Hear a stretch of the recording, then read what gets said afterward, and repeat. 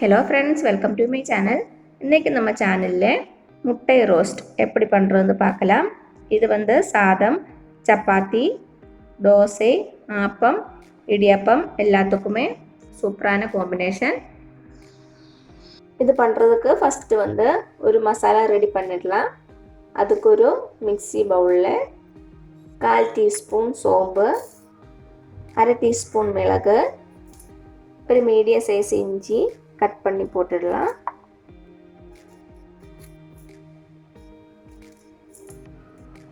ஆறு பல் பூண்டு சேர்த்து நல்லா க்ரஷ் பண்ணிக்கோங்க. அடுத்தது ஒரு பேனில் ஆயில் சூடு பண்ணிக்கோங்க. எண்ணெய் கொஞ்சம் அதிகமாக சேர்த்துக்கோங்க. அப்போ தான் வெங்காயம் நல்லா ரோஸ்ட் ஆகி சூப்பராக வரும். எண்ணெய் சூடானதும் நம்ம அரைச்சி வச்சிருக்க இல்லையா இஞ்சி பூண்டு மசாலா சேர்த்துடலாம்.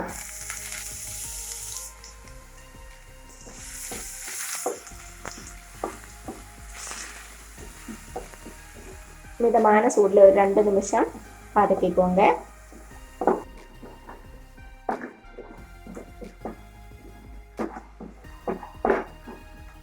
இப்போ இதில் சின்னதாக வெட்டி வச்சிருக்க வெங்காயம் சேர்த்துடலாம்.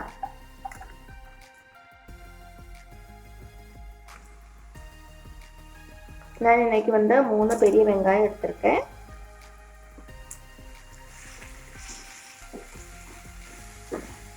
கூடவே 2 பச்சை மிளகாய், கொஞ்சமாக கறி லீவ்ஸ்,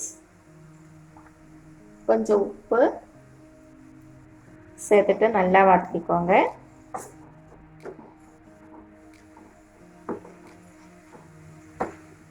கேஸை மீடியம் ஃப்ளேமில் வச்சு நல்லா வதக்கிடலாம்.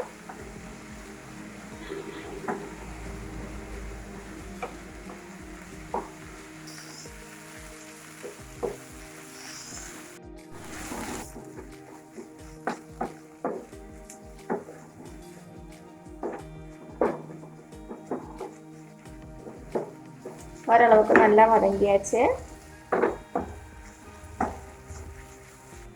வெங்காயம் நல்லா பொன்னிறானதும் நம்ம மசாலா எல்லாம் ஆட் பண்ணிடலாம். 1/4 டீஸ்பூன் மஞ்சள் தூள், 1 டீஸ்பூன் சில்லி பவுடர், 2 டீஸ்பூன் மல்லித்தூள், 1/2 டீஸ்பூன் கரம் மசாலா பவுடர் சேர்த்துட்டு நல்லா வதக்கிடலாம். இப்போ கேஸை லோ ஃப்ளேமில் வச்சுக்கோங்க.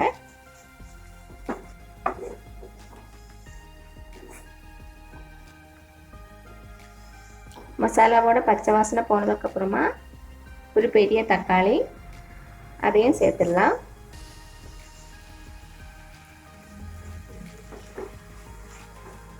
நல்லா மிக்ஸ் பண்ணிக்கோங்க.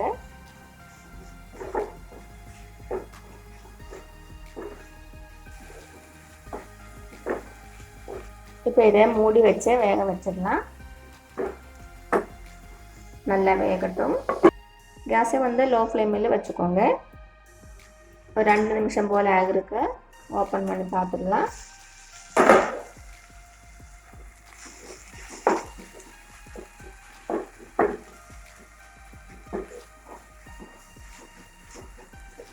இப்போ நம்ம இதில் கொஞ்சம் தண்ணி சேர்த்துடலாம்.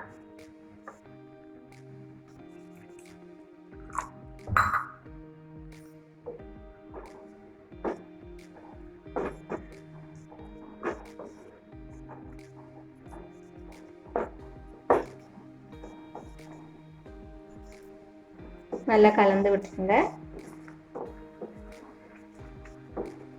உப்பு செக் பண்ணிக்கோங்க. கம்மியாக இருந்தால் ஆட் பண்ணிக்கலாம்.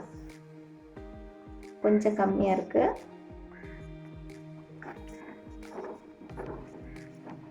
இப்போ இதில் ஒரு 1/4 டீஸ்பூன் அளவுக்கு சுகர் சேர்த்துக்கோங்க.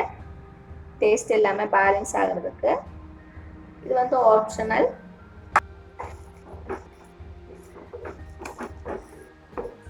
இந்த ஸ்டேஜில் நம்ம முட்டை உள்ள சேர்த்துக்கோங்க. நான் இன்னைக்கு 4 முட்டை எடுத்திருக்கேன்.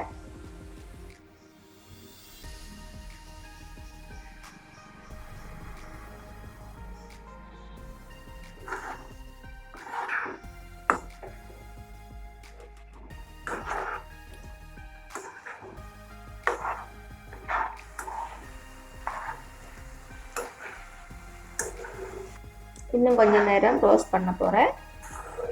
அப்போ தான் டேஸ்ட் வந்து நல்லாயிருக்கும்.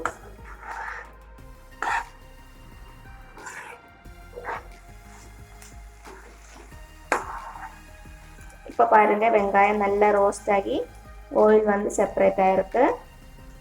கடைசியாக கொஞ்சமாக கறியிலையும் சேர்த்துட்டு நம்ம வந்து ஸ்டவ்வை ஆஃப் பண்ணிடலாம்.